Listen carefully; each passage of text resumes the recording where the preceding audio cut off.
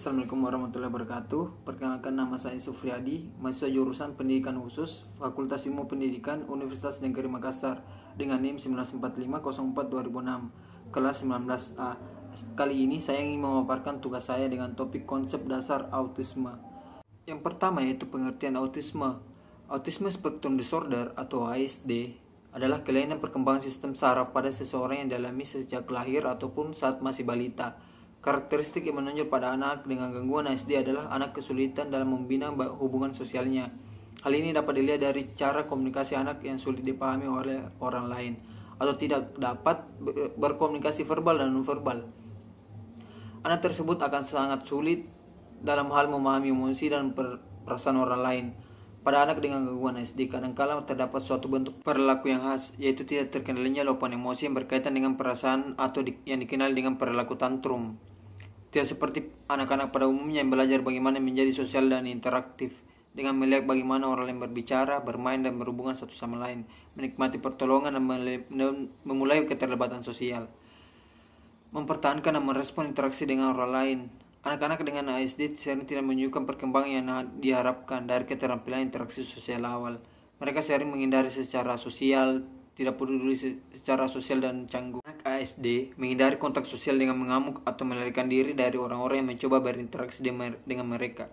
Mereka berinteraksi secara sosial dengan orang-orang yang hanya jika mereka menginginkan sesuatu. Kemudian yang kedua yaitu kriteria diagnostik gangguan spektrum autisme berdasarkan DSM-5.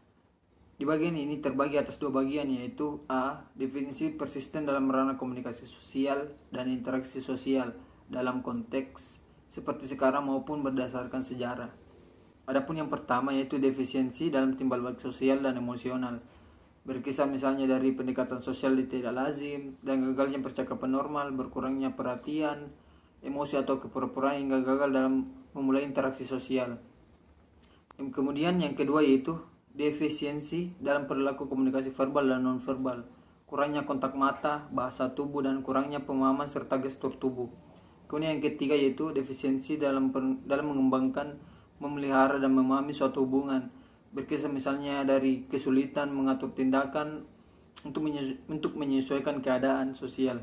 Kemudian yang ketiga yaitu defisiensi dalam mengembangkan, memelihara, dan memahami suatu hubungan, misalnya dari kesulitan mengatur tindakan untuk menyesuaikan keadaan sosial, menuju kesulitan untuk sharing imajinatif, play, hingga hilangnya minat pada teman sebaya. Kemudian bagian B yaitu terbatas pola berulang pada perilaku, perhatian atau aktivitas, yaitu yang pertama stereotip atau gerakan motorik berulang, penggunaan benda-benda atau tutur kata, misalnya stereotip motorik sederhana, membariskan mainan atau melemparkan benda-benda, ekolalia. Kemudian yang kedua yaitu bersikeras terhadap kesamaan, kebiasaan mutlak yang melekat, perilaku berulang-ulang atau perilaku non-verbal dan verbal, misalnya tekanan hebat terhadap perubahan-perubahan kecil, kesulitan terhadap transisi, pola pemikiran yang kaku, greeting ritual, kebutuhan untuk mengambil rute atau makanan yang sama setiap hari. Kemudian yang ketiga yaitu keterbatasan tinggi, minat yang tidak wajar pada intensitas dan fokusnya, misalnya keterkaitan kuat pada atau kegemaran terhadap objek yang tidak biasa, berlebihan terhadap minat yang terbatas atau preservatif. Kemudian yang keempat yaitu hyper atau hyperactivity, untuk input sensorik atau minat yang tidak biasa pada aspek sensorik dari lingkungan, misalnya ketidakpedulian terhadap rasa sakit atau temperatur, respon negatif terhadap suara atau tekstur, berlebihan dalam menyentuh atau suatu objek, terpesona secara visual oleh adanya cahaya atau gerakan. Salah satu karakteristik ASD adalah pola perilaku yang tidak biasa seperti anak-anak normal pada umumnya. Rudy Sutadi menyatakan bahwa perilaku pada anak autisme mempunyai dua permasalahan, yaitu perilaku berlebihan asesif dan perilaku yang kekurangan atau defisit, atau bahkan tidak ada perilaku sama sekali. Perilaku berlebihan pada anak autisme ditandai dengan tantrum seperti menjerit, menangis, mengamuk, dan sejenisnya, serta stimulasi diri seperti tangan mengempak-ngempak, memutar-mutar badan, membanting-banting, berjalan lurus, dan sebagainya. Menurut Rahma dalam Sahrani dan Tahar pada tahun 2017, tanpa solusi yang tepat, amukan akan menyebabkan bahaya pada anak ASD, termasuk menyakiti diri sendiri dan orang lain. Tingkah laku yang tidak terkendali antara autistik ditunjukkan saat menangis, berteriak, berguling-guling di atas lantai, dan juga menendang benda yang ada di sekitar anak. Di sini saya akan menjelaskan sedikit hal mengenai perilaku tantrum. Tantrum adalah ledakan amarah yang terjadi pada setiap orang tanpa membedakan usia. Tantrum dapat dipengaruhi oleh kondisi emosi yang tidak stabil dan dapat dipengaruhi oleh stimulus dari luar sebagai perangsang timbulnya perilaku tantrum. Kemudian menurut Widyorini pada tahun 2013, beberapa faktor dapat menyebabkan terjadinya tantrum pada anak SD, di antaranya yaitu yang pertama, tidak paham pada instruksi yang dia lakukan. Kemudian yang kedua, anak merasa tidak memahami instruksi orang lain sehingga menurunnya untuk tantrum. Yang ketiga, tidak memahami orang-orang sekitarnya. Seorang anak yang tidak dipahami oleh orang di sekitarnya akan terdorong untuk menjadi marah. Kemudian yang keempat, tidak dapat mengekspresikan perasaan atau kebutuhan. Anak-anak mempunyai keterbatasan bahasa. Pada saat dirinya ingin mengungkapkan sesuatu tapi tidak bisa, dan orang tua pun tidak dapat memahami, maka hal ini dapat memicu anak menjadi frustasi dan terungkap dalam bentuk tantrum. Kemudian yang kelima, tidak mampu memecahkan masalahnya sendiri. Apabila seorang anak merasa tidak mampu untuk memecahkan masalahnya sendiri, maka ia akan marah. Kemudian yang keenam, tidak mampu melakukan sesuatu yang diinginkan. Anak yang aktif membutuhkan ruang dan waktu yang cukup untuk selalu bergerak dan tidak bisa diam dalam waktu yang lama. Merasa tidak nyaman atau merasa takut. Anak yang merasa terancam, tidak nyaman dan stres, apalagi bila tidak dapat memecahkan permasalahannya sendiri. Ditambah lagi lingkungan sekitar yang tidak mendukung, menjadi pemicu menjadi tantrum. Kemudian yang ketujuh, merasa capek dan tidak bisa tidur. Kondisi sakit, lelah, serta lapar dapat menyebabkan anak menjadi rewel. Anak yang tidak pandai mengungkapkan apa yang dirasakan, maka kecenderungan yang timbul adalah rewel, menangis, serta bertindak agresif. Tantrum ini dapat muncul pada setiap anak, baik anak normal maupun anak yang mengalami gangguan perkembangan seperti autis.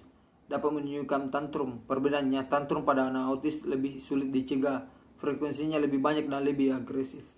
Tantrum pada umumnya akan diikuti beberapa dampak negatif. Menurut Leung dan Fagan pada tahun 1991, dampak negatif dari tantrum bisa berupa melemahnya ikatan hubungan antara anggota keluarga serta merenggangnya hubungan dengan teman sebayanya.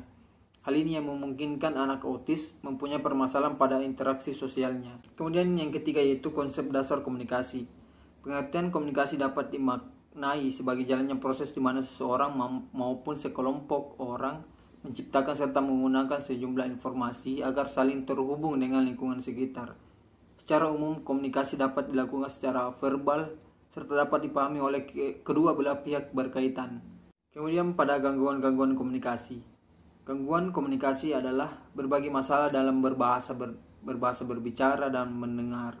Gangguan komunikasi bisa disebabkan oleh gangguan pada masalah memproduksi kata-kata, apalagi mengingat kata-kata dengan jelas, tidak memahami arti kata-kata dan mengasosiasikan dengan situasi, dan lingkungan tidak mendukung untuk anak termotivasi berbicara atau mengembangkan kemampuan berbicaranya. Adapun gangguan-gangguan komunikasi seperti yang pertama yaitu gangguan bicara. Gangguan seperti gangguan artikulasi, gangguan kelencaran, gangguan suara. Kemudian yang kedua yaitu gangguan bahasa, seperti bentuk bahasa, konten bahasa, dan fungsi bahasa. Kemudian yang bagian ketiga yaitu gangguan pendengaran, yaitu tuli atau div. Kemudian sulit mendengar. Kemudian yang terakhir itu gangguan proses mendengar. Gangguan proses mendengar atau Central Auditory Processing Disorder atau yang disingkat dengan CAPD adalah penurunan kemampuan memproses informasi yang bersifat persepsi, kognitif, dan fungsi linguistik.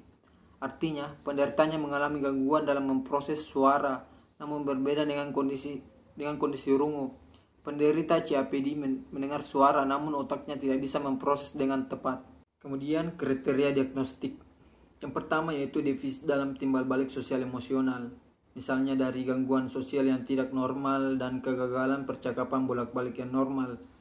Untuk mengurangi berbagai minat, emosi, atau pengaruh kegagalan untuk memulai atau menanggapi interaksi sosial. Kemudian yang kedua, defisit dalam perilaku komunikatif non-verbal yang digunakan untuk interaksi sosial, misalnya dari komunikasi verbal dan non-verbal yang tidak terintegrasi dengan baik.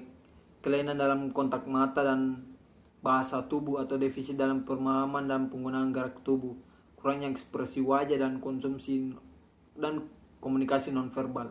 Dan yang ketiga yaitu defisit dalam mengembangkan, memelihara dan memahami hubungan, misalnya dari kesulitan menyesuaikan perilaku dalam berbagai konteks sosial, kesulitan dalam berbagai konteks sosial, kesulitan dalam berbagai permainan imajinatif atau dalam berteman, untuk tidak adanya minat pada rekan-rekannya.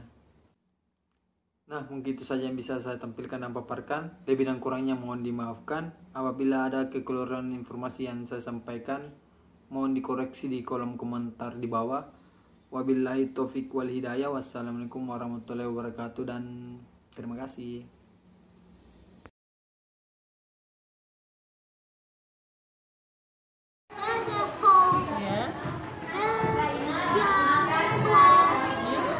Beda sama-sama. Iya dah. Dajada. Dajada. Dajada. Dajaha. Dajada. Dajahada. Da. Da.